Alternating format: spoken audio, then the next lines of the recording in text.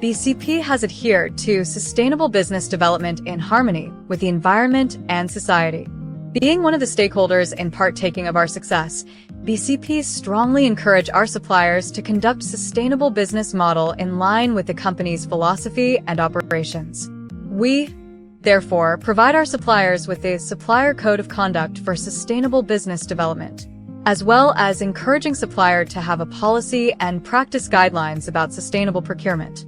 Such operations have 5 aspects as follows. 1. Business ethics. 2. Labor practice and human rights. 3. Safety and occupational health. 4. Environment. 5. Social development participation. 1. Business ethics. 1.1 Good governance. Our suppliers have to comply with the rules and regulations relating to business conduct, adhering to accountability, transparency, and auditability under the principles of good governance to their stakeholders. 1.2 Fair operating practice. Our suppliers are committed to fair treatment and responsibility for their stakeholders in addition to operating businesses under fair competition rules. 1.3 Information disclosure. Our suppliers shall neither disclose nor use BCP information without prior approval from BCP or interfere with others' confidential information. 1.4 Intellectual property. Our suppliers shall respect and not violate others' intellectual property and set measures to prevent such violations. 1.5 Conflict of interest. BCP upholds business ethics and is aware that without ethics, a sustainable business cannot be realized.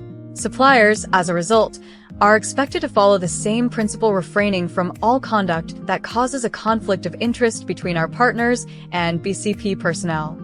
1.6 Anti-corruption. Our suppliers shall not encourage misconduct and corruption by enforcing anti-corruption policies and measures while promoting internal control and internal audit.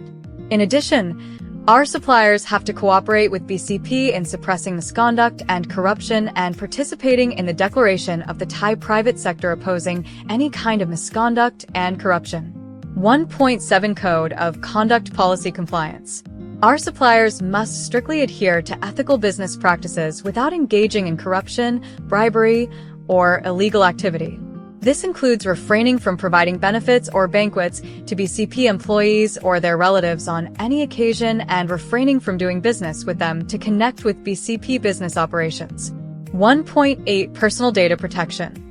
Our suppliers are required to fully abide by all applicable laws on the protection of personal data, including policies, requirements, rules, or regulations relating to the collection, use, and disclosure of personal data, as well as providing appropriate protective measures. In this regard, personal data will be collected, used, and disclosed as necessary and in accordance with applicable laws, policies, requirements, rules, or regulations. Our suppliers are required to ask for permission to disclose the personal information of agents, employees, or other individuals who work for BCP. For the case of disclosure of personal data requiring consent from such person, and in the event that BCP must obtain consent for the collection and use of the personal information of such persons in accordance with the law on personal data protection, our suppliers are required to obtain consent and notify such person on behalf of BCP for the collection and use of such personal data for the purpose of performing the contract with BCP. Furthermore, our suppliers must maintain and protect information, networks, and online systems which are used in business operations to ensure safety, which is in accordance with laws and regulations related to cybersecurity. 1.9 No gift policy.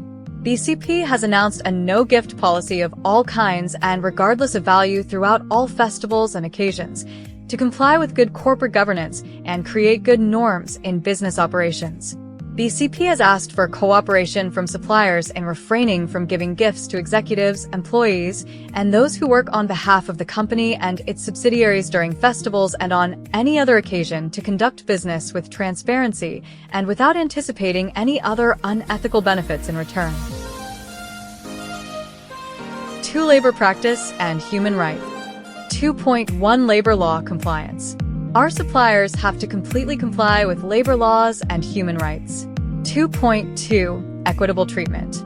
Our suppliers must respect their employees and treat them fairly and equally.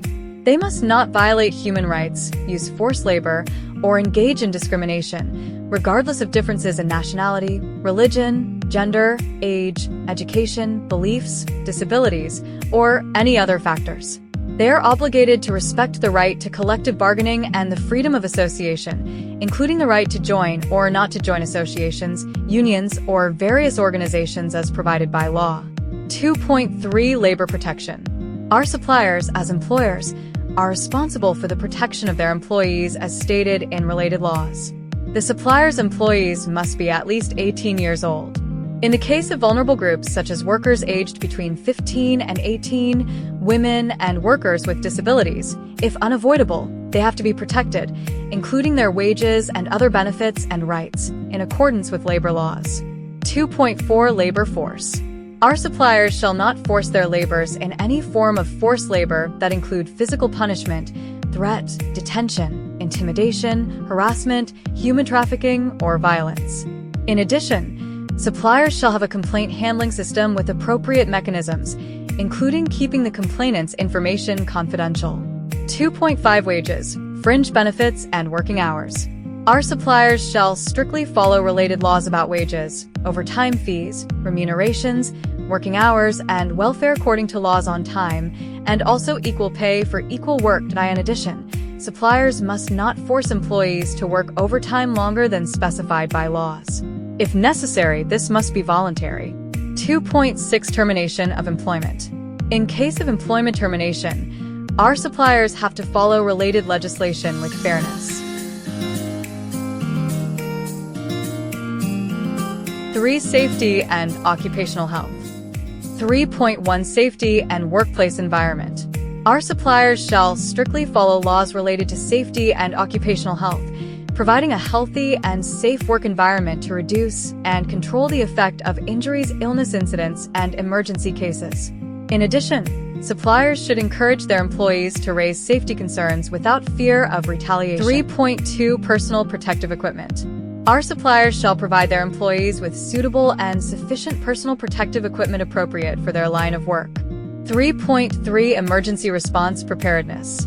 Our suppliers shall identify and evaluate any emergency situations, including preparing emergency plans and response procedures, and continuously provide training to their employees to ensure that they understand, take appropriate actions, and safely when an emergency occurs.